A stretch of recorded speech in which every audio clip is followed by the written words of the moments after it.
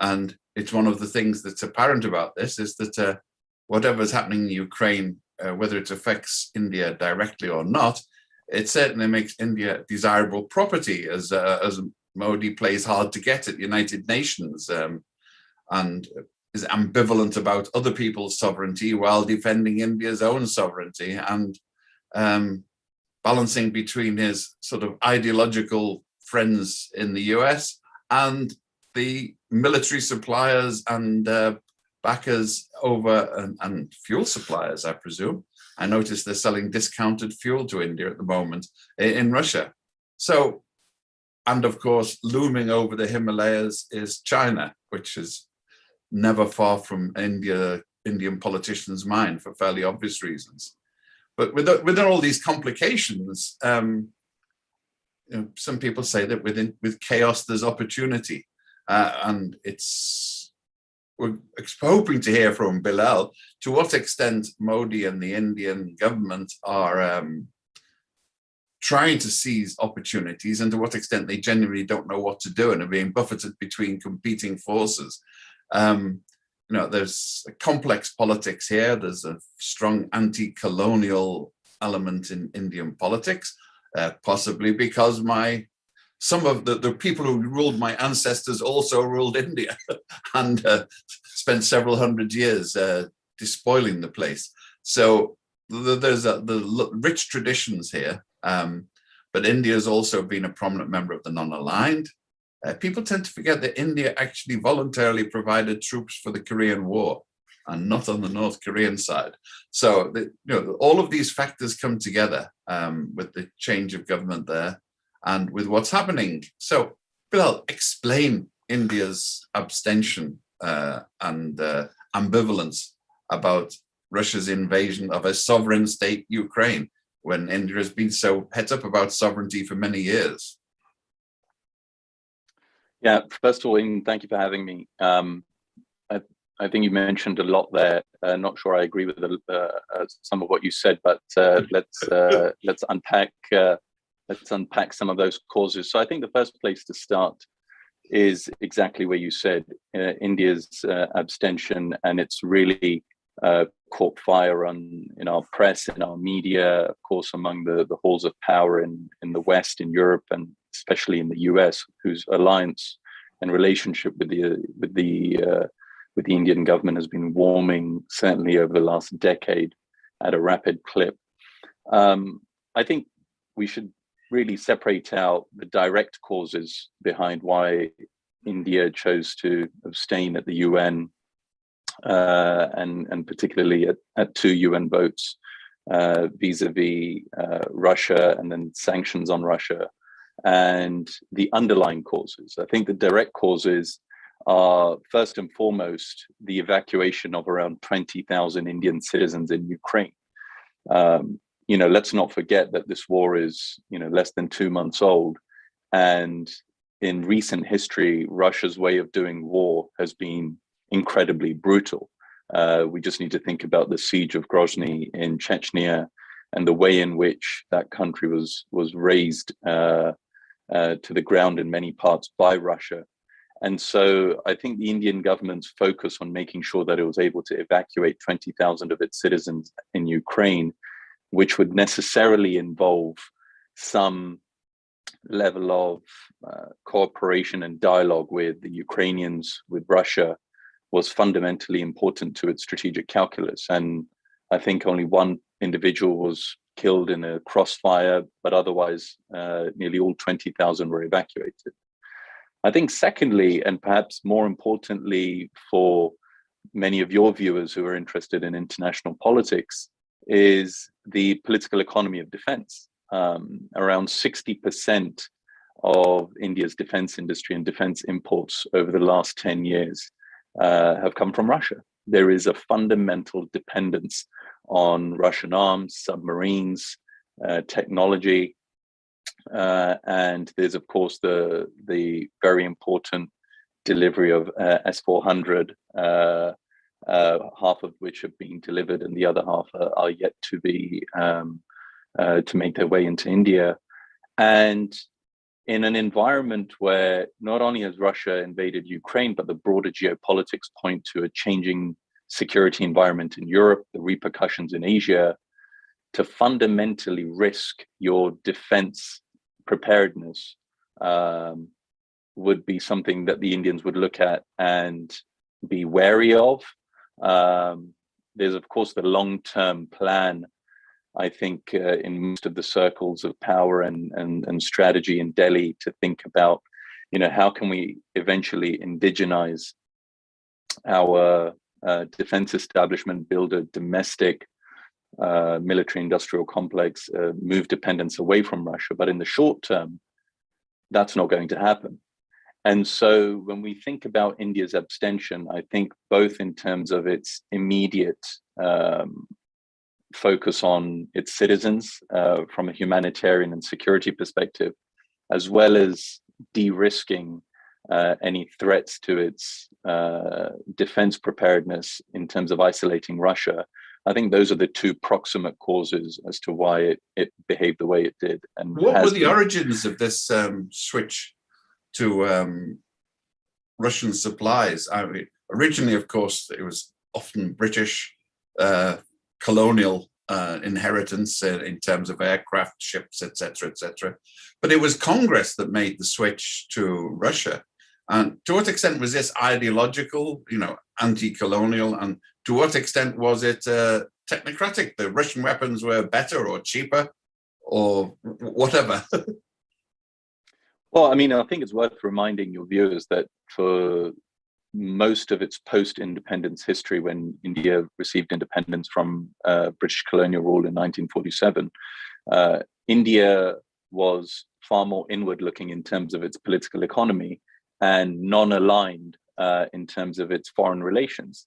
And within that milieu, as well as other factors, India had very few allies among regional and global powers that it could turn to. That wasn't just the case for India, that was the case for many other countries coming out of colonial rule. And whereas its neighbor and rival Pakistan went to capitals in Britain and the US seeking out ways to beef up its defenses, India turned to Russia. And there's a bit of history here in terms of how that went about happening. Whereas Pakistan became a military run state pretty early on, and was able to use its relationship with the US to really beef up its defenses. That wasn't necessarily India's immediate focus, right? But as it happened, the 1962 war is worth pointing out, which is the Sino-India War. That was the first time that the US and the Kennedy administration was able to help India with arms and cold weather supplies. But against that Cold War backdrop, Russia then came back to the US, came back to India in 1965, playing a mediator between India and Pakistan in order to signal to India that it was in fact autonomous. And then I think the real key point here is the 1971 India-Pakistan War, or also called the War of Bangladesh's Liberation, where the USSR fundamentally supported India, not just in terms of arms, but also at the UN Security Council, sending a pair of nuclear submarines into the Bay of Bengal. And this was fundamental to India's preparedness and ability to win that war. And the other side in Pakistan was supported by the US. So I think the imperatives of the Cold War, of course, yeah. And so the imperatives of the Cold War, I think, brought India into Russia's camp. And you mentioned there the ideological piece. And I think there was already a pretty strong established bridge between certainly the economic technocrats in India and the advisors to the founding prime minister of the country, Jawaharlal Nehru, later his daughter, who would take on the mantle of prime minister in the 1970s. There was, if not intellectual alignment between India's political elite and communist rule in Russia, but at the very least there was far more resonance between them, and I think that's what where the ideological bridge would facilitate some of the defense cooperation as well. The mystery here is that that bridge is still open, even though Modi is a proponent of American neoliberal politics, and even though Putin has given up any pretense of socialism, even though a lot of people around the world don't seem to have realized he doesn't even pretend to be socialist anymore. So it's interesting how these ghosts of the past keep haunting decisions in the present, isn't it? Yeah, and I think, Ian, it's important not to over-egg domestic politics and its intimate ties to foreign policy. I think, of course, they're tied, and it's some of the same actors who are making decisions around opening up an economy or not, how to move away from import substitution or not, which countries to trade with or not. I think these are all questions that impact domestic politics and a country's growth. But strategic concerns around alliances and geostrategy, I think, also function in a separate domain. You know, they're concentric circles, but different. And whereas there have, you're right, historically been pretty close ties between, certainly historically, the dominant political party in India, the Indian National Congress, and a more socialist political economy, and the USSR and then Russia, the way India sees its role in the world and how it behaves with allies may seem like it hasn't changed much, but there has been a fundamental shift. And that can't just be reduced down to America's neoliberalism and Russia's socialism. I think there's far more strategic and proximate reasons of hard security, of maintaining and managing a global order that, quite frankly, is in flux. And so I think, whereas looking at someone like Prime Minister Modi, he may come across as a leader who is warming up to the US and a neoliberal vision for India, he's also a leader that has built a pretty strong state sector and given out social services and what would be considered, you know, quote unquote handouts, in a way that would run contra to traditional neoliberal thinking. So I think there's a bit more strategy and politics involved in how the Indian government behaves domestically, but especially internationally. And there we have to look at how it views its place, not just in Asia, but also globally. There's an aspect here, you're mentioning the domestic politics. Of course, one of the planks of BJP support and rallying has been dog whistle Islamophobia, in a sense, invoking communalism to, you know, a perilous and murderous degree on occasion. And the aspect there is that Congress was persistently pro-Palestinian, you might say, in its outlook.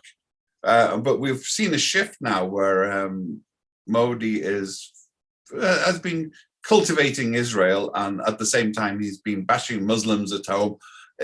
Are these related in terms of domestic and foreign policies, or is it something that doesn't really concern your average farmer in the plains of northern India? I think at a narrative level, yes. You know, if you look at the narratives in the media, if you look at the narratives on the street, you know, there's a transnationalism in the way in which Muslim diasporas around the world think about global politics, right? What goes on in Palestine, what happens with Rohingya Muslims, what happens in Kashmir is not just seen as an international issue far away. Muslims domestically, whether they're in India or whether they're in the US, would consider what's happening in these countries to members of their community, transnational and otherwise, to be of a close issue to them. So if the question is, do Muslims in India think about and hold dear to themselves the plight of Palestinians? The answer would be yes, but I don't think they're unique in that sense. The question about whether Prime Minister Modi's and his party's naked sidelining of the Muslim community, their biggest minority, and overseeing himself a pogrom of the Muslim community in Gujarat when he was chief minister, is tied to how he and his government view geopolitics and the Israel-Palestine conflict. I think that's not significant. There were discussions even under the Indian National Congress about opening up pathways to have relationships with Israel. Even when the diplomatic bridge to Israel was opened up under the Modi administration, that has not prevented international and multilateral comments from Indian decision makers around the Palestinian cause. So I don't think it's a zero sum necessarily, but of course, I think the relationship with Israel has opened up at a time where, quite frankly, even other Muslim countries are building ties with Israel. We've seen that most recently with the Abraham Accords, which, quite frankly, were in the works for several years. Even the distinguishing feature that I would say is that the Muslim countries kissing up to Israel at the moment are doing so without much in the way of popular backing. They don't have elections. They don't listen to it's profoundly unpopular with their domestic population, with the domestic vote, but they don't have voters with the population. Exactly. So, but in India, these issues do play into the public field, and I was just wondering to what degree that was the case. I think there's enough happening in India today, and has been for several years, that crushes its Muslim minority, that for the Palestinian cause to become, to light the touch paper is a far cry. As I said, I think it's absolutely important on a narrative level, but the crushing of Muslim protesters, the sidelining and ghettoization of Muslim communities, the moves made in Kashmir by the Indian state that have essentially turned it into one very large open prison. I think these issues are far more proximate in the concerns of the Muslim community in that country. You don't see the parallels between the treatment of the Kashmiris and the treatment of the Uyghurs in China as a means of rapprochement between Delhi and Beijing then? That's a very interesting question. I think the similarities are absolutely there. I think at a global level, we treat these very differently, because for the Indian state to go into Kashmir, and the legislative mechanisms through which it's gone into Kashmir have been touted as very different. And with regards to China, the way in which their treatment of the Uyghur Muslims has been projected has been as, outside the rule of law and crushing them. Now, again, these are interpretations and narratives that we've advanced. You control the state, you make the laws. So both correct, and are both countries sidelining and crushing their Muslim minorities? Absolutely. But the Muslim community in India is also spread far beyond Kashmir. And there are states in which the Muslim community, for example, in the state of Telangana, in the city of Hyderabad, is very much part of the political process. And in Kashmir, it's not, because that's also a geopolitical issue. Whereas the Muslim community in China is not as spread and is isolated in certain pockets, and those pockets are almost exclusively where we've seen the Chinese government is hacking them down. So I think there's far more diverse and varied engagement by Muslims in India, in the Indian political process, than just Kashmir would suggest. But if looking at them in isolated ways, just looking at what's happening in Kashmir and just looking at what's happening in Xinjiang, just looking at what's happening with Rohingya Muslims in Myanmar, just looking at what's happening with Muslims in Palestine, these are absolutely communities that are under the cosh of the state because of their faith. We've had a question from Albert Goldstein, which ties into this to some extent. With Modi's seemingly unshakable political dominance in Delhi, how close is India to an autocracy, and does it matter? That's a very good question. I think, the political scientist in me would make a distinction between procedural democracy and substantive democracy. I think, India is the largest democracy in the world. It turns out and churns out citizens to come and vote at the ballot at the state level, at the local constituency levels, at the federal levels, in a way that is unprecedented and does so year in, year out. And so insofar as that's how we're measuring democracy, India is a far cry from being an autocracy anytime soon. Even when the state has been captured by an autocratic leader in a strict sense, when civil liberties and its democracy was arrested and paused under Prime Minister Gandhi during the emergency of 1975 to 1977, democracy returned, right? And she was ousted. On a substantive level, I think that's where the conversation gets a lot richer. On a substantive level, where a leader and a party that is using its majoritarianism to undercut religious and ethnic and caste minorities and build institutions in a majoritarian image. Republican Party. Right. Well, we can come to that too. And is building institutions in that majoritarian image. I think that there are shades of authoritarianism in that kind of a move. Absolutely.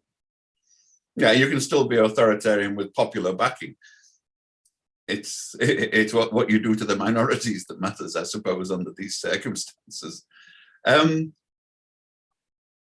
Sabina Inderjeet says, India's stand at the UN is disappointing for many, but can it afford to be on the wrong side of Russia when ties with China are strained? And I can quite understand this line of thinking of, we don't have a dog in this fight. Why should we put our economy on the line for somebody else? Even if but I'd feel the temptation to at least register a token disapproval on behalf of sovereignty with Ukraine. So to what extent is this a real commitment? Everybody, the US blows a whistle and expects everybody to jump into line. But then famously, James Baker over the Balkans originally said, we don't have a dog in this fight. Let them go kill each other. Nothing to do with us. Nothing going on here. Move on. Of course, it didn't work out that way. And in an intricately geo-connected world, what happens in Ukraine and the Black Sea has got repercussions everywhere. Even though it doesn't quite get to the great game, it's not likely to reach India for any time soon, even with all of Kipling's scouts and Kim working on it. I think that's a very good question. But again, I think we should all be cautious about paying too much attention to pronouncements, with all due respect to your background and experiences at the UN, with what's being said at the UN. We've seen a flurry of foreign delegates, senior delegates from Russia, China, the US, and elsewhere, either visiting or about to visit New Delhi in order to gain assurances, pass on their perspective, compel India or convince India to see their particular perspective. And I think that is not a bad position to be in for India and Foreign Minister Jaishankar and Prime Minister Modi. This war is less than 2 months old, and India has deep strategic interests in ensuring that the US and their ties with the US stay strong, which I still believe is their main priority and main focus, because they both share a common threat with regards to China. And the role of Russia and measuring where Russia is in the very long term, could India risk losing Russia to China's camp? Sure. But I don't think that's worth considering or being concerned about for New Delhi right now. For New Delhi right now, the concerns are far more proximate and immediate around its defense commitments, especially if, as you implied earlier, this war cascades far beyond Ukraine, leads to a very different kind of security order in Europe, changes the dynamics in the Pacific and the Russia-China relationship. Then India even more so needs to ensure that its defense preparedness is not negatively impacted. And that's on the security side, but also on the domestic side, to link it back to your earlier question. Populist leaders cannot afford to have disruptions vis-a-vis inflation, energy, to their domestic political and economic order. And the second and third order effects of this current war and what it could bring with regards to the price of oil, to inflation, to disruptions domestically, India can ill afford to entertain that. So it's taking, I think, a cautious approach. I think there's a very clear match between policy and strategy here. If you look at the writings and the pronouncements of someone like Foreign Minister Jaishankar, this is strategic autonomy being played out in a textbook way.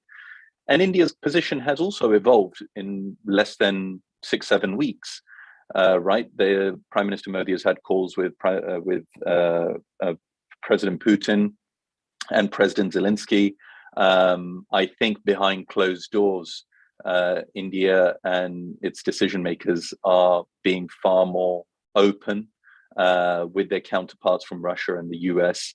But it is not in any contravention of its historical record for India to internationally and publicly keep a more nuanced line. What I would urge people to do is read between the lines in some of the statements that are coming out in the public. It's never going to be a kind of Washington style, you're with us or against us, or there will be consequences or talk of red lines. That's just not going to happen. It does.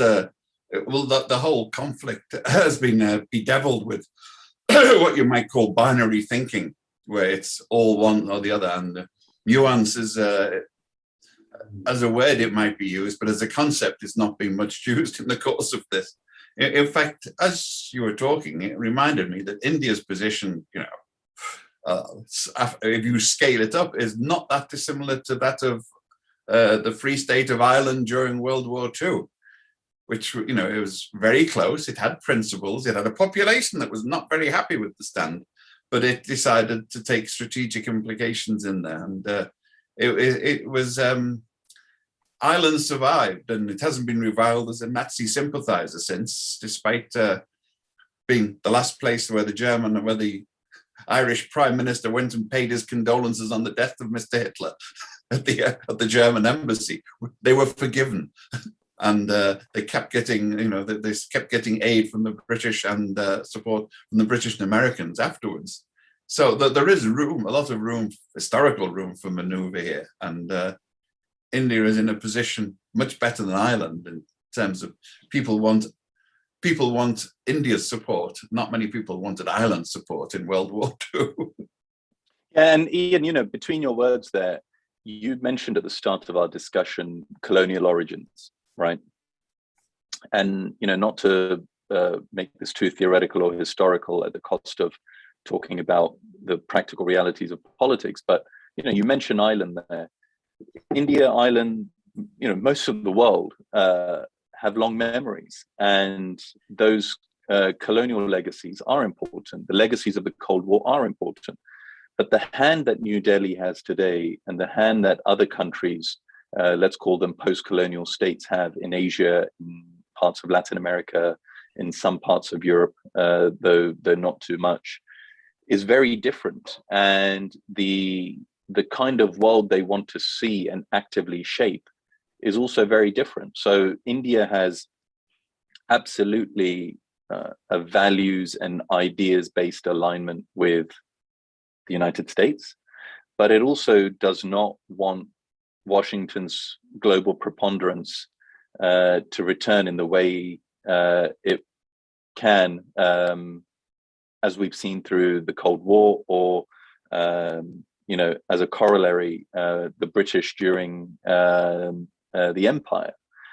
It fundamentally wants to see global power shared and spread, and for the cleavages that brings to engender competitive advantage at an international level.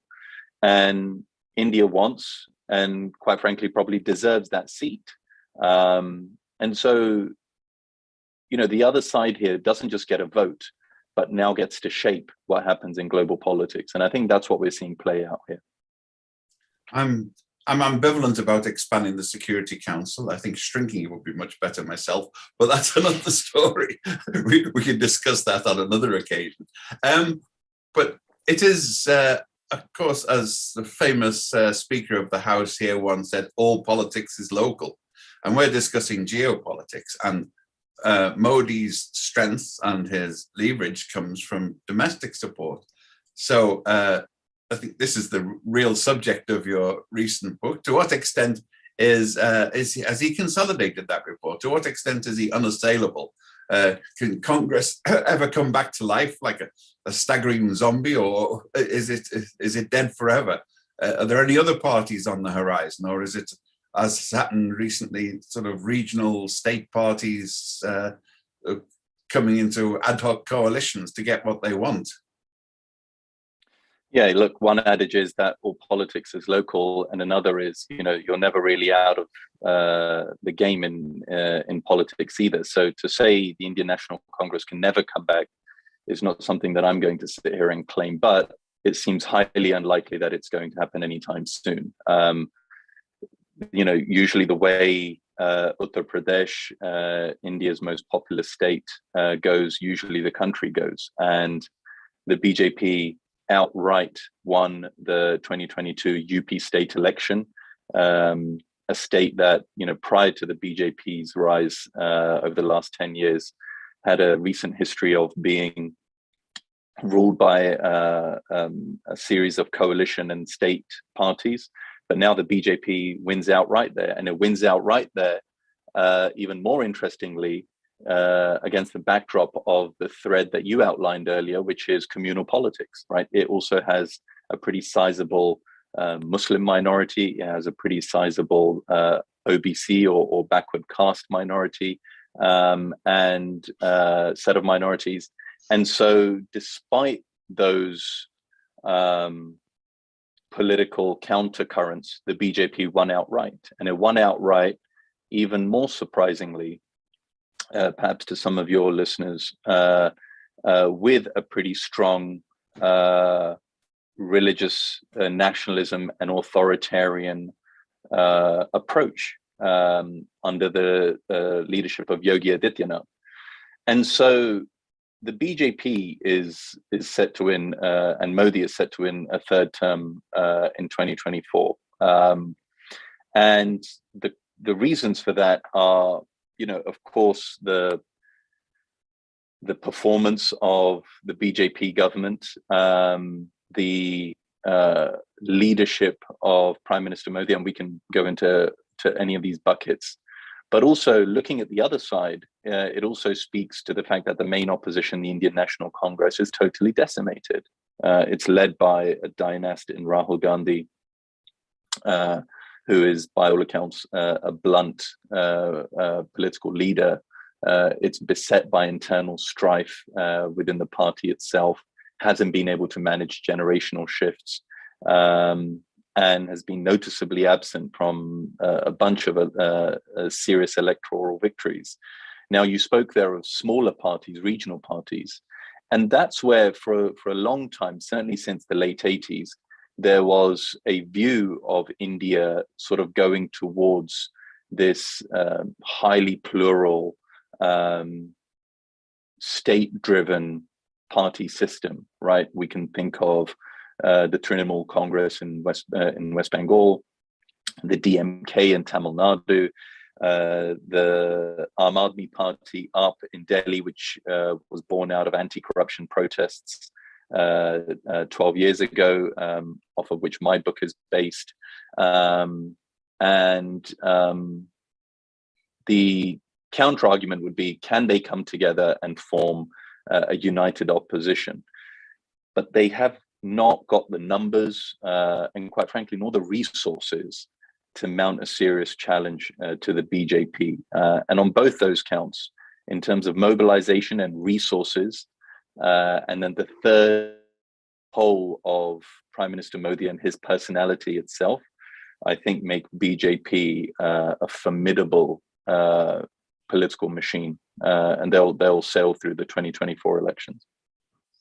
I mean, I was in India in 1983, and the BJP was sort of embryonic and somewhat sort of, how should we say, insular and parochial. But it's been growing. You could see the seeds of it there. It was actually adopting a serious populist approach. It was taking economic measures, etc. So, is this going to consolidate its? Are we faced with a BJP Raj forever, or is there any serious threat to them? No, not in the short term. I think their threats can probably be listed as the following. First and foremost, not necessarily from the outside. I think if any threats come in, it will invariably be about leadership transitions and leadership changes. The BJP is very much, in terms of its power in Delhi, dependent on Prime Minister Modi and his personality and his leadership and his style of rule. But also, the BJP is backed by a very large right-wing Hindu nationalist sect called the RSS, which has to survive, which has to and necessarily, Ian, has to survive and be bigger than any one individual. And so, if I were to sort of look ahead to, quite frankly, past 2024, because I think that's an assured victory for the BJP, it'd be interesting to see and note how and where do internal cracks appear within the current BJP machine. How does a transition of leadership take place? Modi can't be in power forever. So I think that's actually the more interesting place to look at right now. Of course, the Indian National Congress, which is its only other national level opponent and rival, for many years now, those of us who study India, been looking at the Indian National Congress to see, what will happen. Will there be a change in leadership? Will there be a better management of generational shifts? Will there be, quite frankly, an alternative put forward to what is an increasingly religious nationalist vector within the BJP, which will only grow as its structural power concretizes in Delhi? And what can the Congress Party put forward? Quite frankly, right now, the answer is, nothing. And then the third piece are the regional parties. Will we be able to see them come together and provide a united opposition?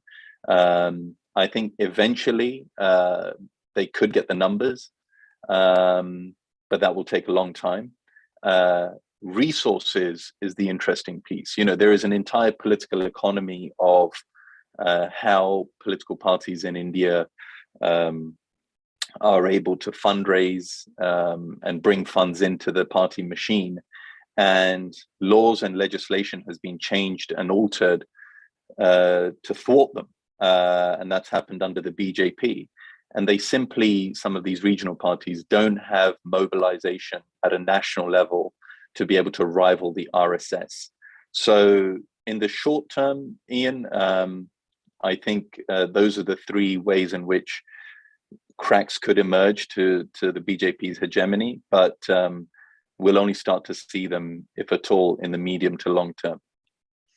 Bearing in mind that the RSS has, let's just say, been implicated in the assassination of Mohandas Gandhi at the start of India. It's transformed now, of course, it claims. To what extent is the BJP prepared in this? We have the politics in India is an expensive business. From an outside point of view, it appears almost as corrupt as US politics. In fact, possibly even more so, in terms of people buying influence, buying votes, funding campaigns in return, in transactional politics, shall we say. So to what extent, if the BJP were to lose, would it be prepared to give up? I mean, you have an authoritarian party with its Hindu nationalist and even fascist origins in some ways, self-assured middle class with lots of money that tends to subscribe to the religious agenda. Would they give up if they lost? Give up power? So the implication being that would they hold on? If Donald Trump finds it so, if elements of the American Republican Party find it so difficult to hand over power, as we saw earlier this year, then to what extent, last year, to what extent is the BJP going to be? Yes, you won. It's a fair fight. I'll pull up my stumps and go. That's a fascinating question, and I think one that we all should be looking at and studying. My book, in part, looks at a period in India's history where the only period in India's post-independence history where democracy and civil liberties and the constitution was superseded by the political executive. And it happened against the backdrop of several variables, from political opposition to ideological threats to an authoritarian prime minister, to the power afforded to her by her party. In short, many shades that we see under Prime Minister Modi and his BJP government. And so I think there is absolutely, we can't rule out that the BJP in its current structural form and with its ideological power, would it view any opposition overtaking it as a threat to its structural position, and would it then seek to extra-constitutionally stay in power? I think that's absolutely on the table. I think it's worth being cautious about some counterpoints to that. I think swinging this back to global politics, India also wants to be a values as well as a strategic-based player in global politics. And so were it to completely throw out the constitution and were the BJP to stay in power, even if they were voted out, that would negatively impact its global politics and its relationships abroad. So I think that's one, but it doesn't need to happen at such a national federal level. And that would be my second point, which is the BJP has today got the power to be able to sniff out and thwart opposition in ways that are happening today and throughout India. You can change laws, you can change the way voting happens, you can change the way parties, opposition parties are able to raise money. You can arrest party members, you can essentially do what Mrs. Gandhi did overnight in arresting the constitution, but do it in a way that is more subtle and as part of daily politics. And I think actually the BJP has already been doing that. So in other words, to answer your question, the BJP will find ways to make sure constitutionally and extra-constitutionally that it maintains its power in the event it sees threats, but it will do so in a way that is subtle and in pockets as opposed to as a big bang emergency move. Well, there's a sound of silence here in most countries under similar circumstances. So I'm going to intrude on the sound of silence. And Where does the military stand in this? Because the Indian Army and the Indian Navy, the Indian forces generally, are almost an oasis of anti-communalism, from what I've seen. You know, that in terms of having a civil outlook, and they've been completely absent from this. Is the BJP doing anything that would ensure military support if it did something? Is it cosseting the military, or are the military able to keep the BJP and the politicians at arm's length? That's a fascinating question. India generally has a pretty positive history of civil-military relations. And in part, that's due to the colonial origins of independence. India inherited very strong political institutions that were able to, right from the outset, maintain supremacy over the military. And quite frankly, the size of the country has rendered an outsized military that enforces its stamp domestically untenable. Now, that being said, promotions, selections, and nominations are very much in the political realm. And so there are subtle ways in which the BJP can ensure the acquiescence of the military by making sure that, in large part, through these mechanisms that I just listed, its leadership can be ideologically aligned. But also, some of the issues that we're talking about at a domestic level come under the jurisdiction of local security forces, such as the police, and those tend to be ruled by the corresponding states. And that's where I think you do see a lot more of the kind of corruption and politicization that you implied vis-a-vis the military. Well, in several of the riots, the BJP-controlled security forces came in on the side of the rioters, as I recall. In Delhi, yeah, because in Delhi, the federal government controls the local security forces and the police, and so that's your clearest example of political masters controlling. Do you have any concrete examples of the process? Because I remember this is what happened in Yugoslavia once the Milosevic's Serb nationalists took over. It was like the frog in the pond of the water, in the warm water getting boiling. Suddenly, all of the others realized that almost every officer that had been promoted was a Serb. Almost everybody left was a Serb. All the people in strategic positions were Serbs. And it was done almost without anybody noticing. They began to resent it. That's why they started leaving the federation. But do you have any concrete evidence of similar process? But Ian, it doesn't have to be in the example that you just gave. That's a story of co-ethnics, right?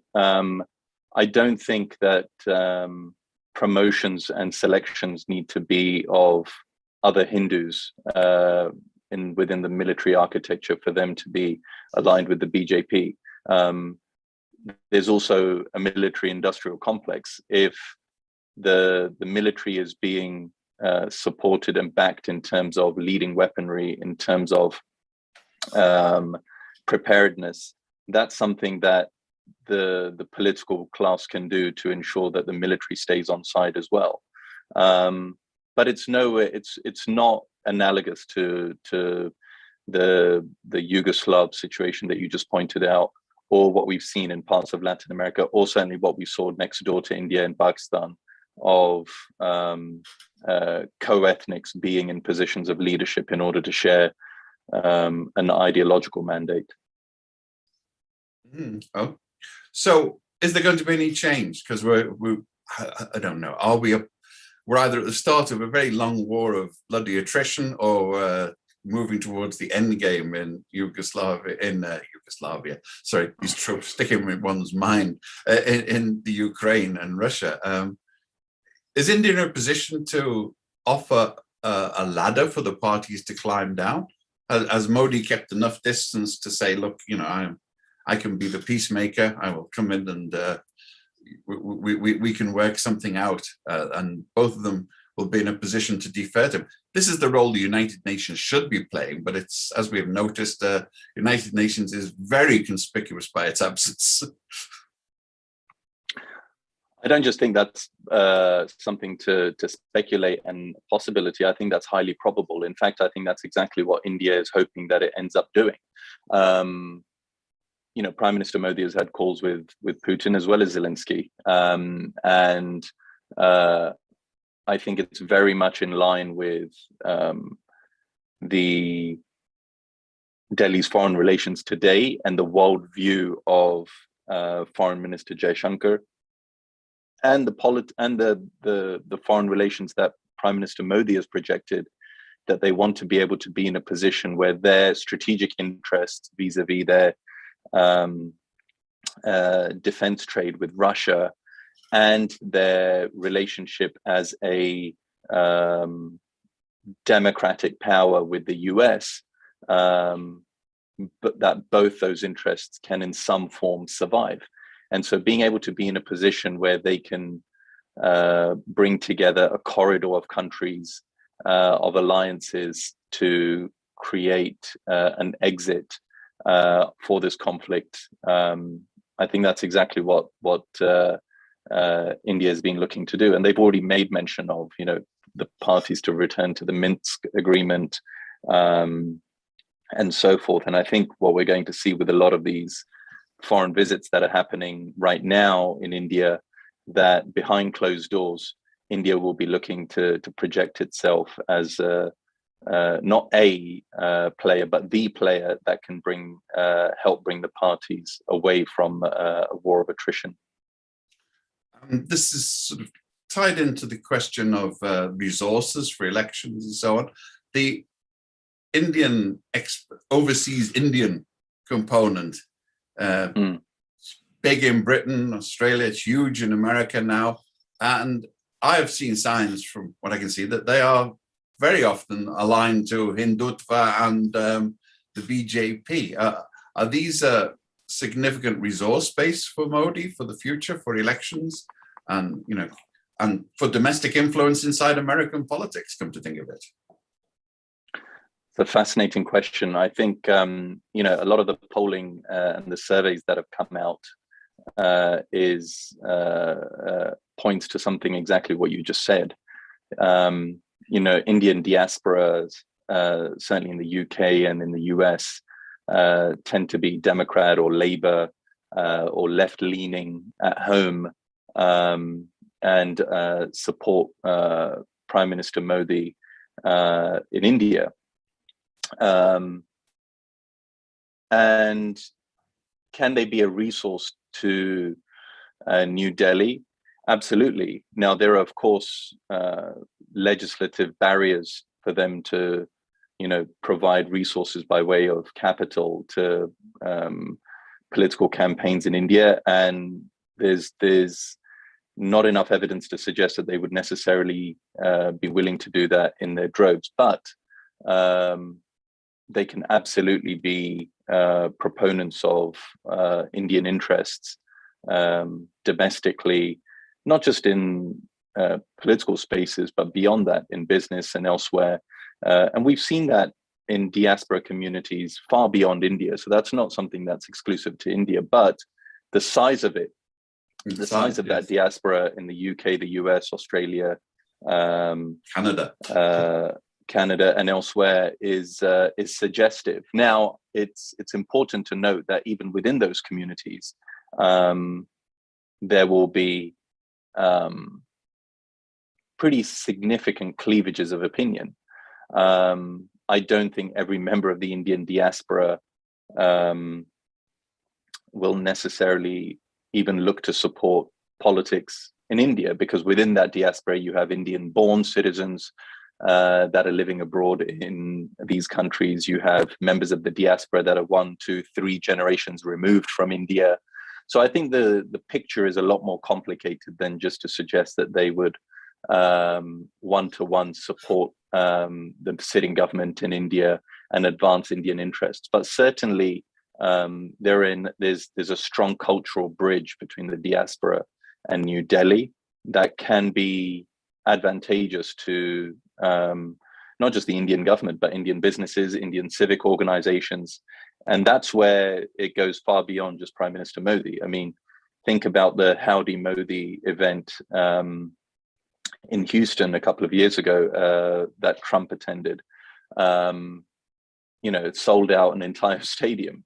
So is the diaspora a powerful and important tool and bridge for Indian institutions, be it private, public, or otherwise? Absolutely. Which direction will they go in? I think there's a lot more variation there. But some of our best evidence suggests that there is salient support for Prime Minister Modi's more ambitious foreign relations and strong leadership in India than there has been previously. Well, Bilal, we're getting towards the end, and I realize that we've been wandering to such engaging and fascinating questions, even sometimes answers. I've cheated you. Can you explain to the press here what your day jobs are? Tell us about the Inquirer and the Center for Indian Studies of Pennsylvania. Get your PSA in now. Yeah. So, well, first of all, thank you for having me, and thank you for everyone who's listening and came to the talk. My day job is a co-founder and COO of a technology company called Inquire AI. We deliver expert content and expert insights to businesses and decision makers who are looking to understand the world, whether it be its markets, its politics, from the local right to the global in real time. We have a network of over 300,000 knowledge assets, and we essentially build software that enables companies to tap into expert insights outside of their organization, or even within their organization, by identifying who knows what within their four walls. So that's my day job. That's what I'm building. And I also have an affiliation with the Center for the Advanced Study of India as a non-resident scholar. That's what my previous life as an academic was spent focused on. I just released a book on India off the back of my PhD, which looks at how the Indian government responds to domestic political crises. And the focus is on really centralizing the role of leadership and ideas, which historically has been sidelined as a causal factor in how the Indian government behaves. And that's the PSA. Okay, I think Jamie's going to put on the screen, I hope, as we go, the CUP book and the Inquire Chiron. But we are coming toward the end, almost exactly on time. I think this has been a fascinating discussion. It's brought back memories of this time more years ago than I care to remember, when I met Mrs. Gandhi and Chandrasekhar and George Fernandez and the others. And it's interesting how things have developed in ways that we wouldn't necessarily have anticipated then. And I'm fairly sure that things will develop in ways that we're trying to anticipate now, but not necessarily getting it right. Who'd have thunk about Ukraine and Putin at the moment, for example? A year ago, this would have been a science fiction apocalypse scenario, but it's happening. So thank you all for coming. The Foreign Press Association, we're trying to broaden the range. We're trying to get away from binary politics, and there's lots of shades. There aren't just goodies and baddies in the world. Sometimes people do good things for bad reasons, and sometimes people do bad things for what they think are good reasons. It's that type of nuance that we need to understand if we're going to cope with the world, because if we think it's all black and white out there, we're going to get grayed out when reality hits us. But thank you very much, Bilal. I look forward to seeing you again soon. Thank you, everybody. Please subscribe to the Foreign Press Association. Please let us know who you are and when you want to come, and by all means, send us money. We're still recovering from COVID. The plague has got us in the death pit still. But thank you very much. Bye. Thank you. Hope to see you again, Bilal. Bye. You too.